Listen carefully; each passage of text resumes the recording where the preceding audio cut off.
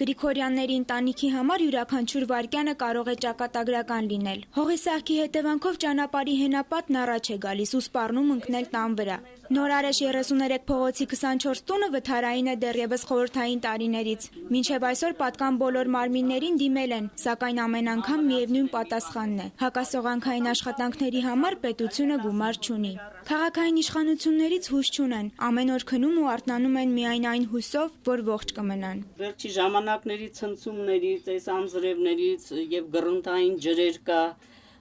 վերևից եկող, երևի դա նպաստեց,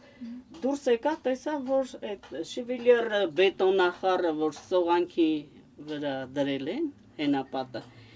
իջել, եկել տեսնեմ պատի տակ կանգնած է։ Յուրաքանչյուր թեկուզ շատ աննշան ցնցումն այս ընտանիքի համար մեծաղետ է դառնում։ Վերջին դեպքը մայիսի վերջին էր, ու այժմ ամեն վայրկյան տունը կարող է փլվել։ Արտակարգ իրավիճակների նախարարության փրկարար ծառայությունն արձանագրել էր, ճանապարհի հենապատի հետևանքով հողազանգվածը տեղաշարժվել է, ինչի հետևանքով ոչ միայն տունն է վնասվել, այլև ճանապարհի էլեկտրասյունը։ Դրա շրջակայքում երեխաներ են խաղում ու հերթական ցնցման ժամանակ էլեկտրասյունը կարող է շրջվել։ Խոհանոցում ճաշ եմ եփում, մի բան եմ անում, անընդհատ իմ մեջ վախ կա, որ կարող է ամեն րոպե սա այս դուրս եկած սյունը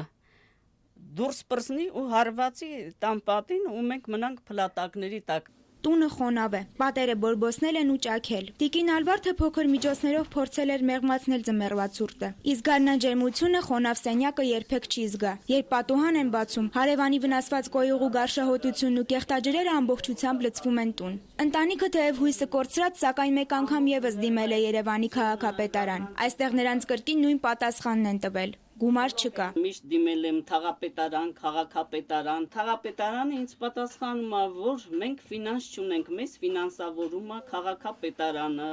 պարոն քաղաքապետ, եթե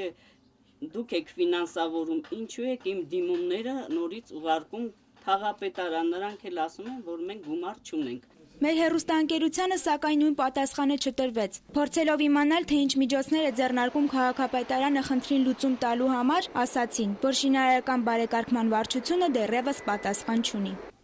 Աննա Բադալյան, Ավետ Իստավյան, Երկիրն այսօրի համար։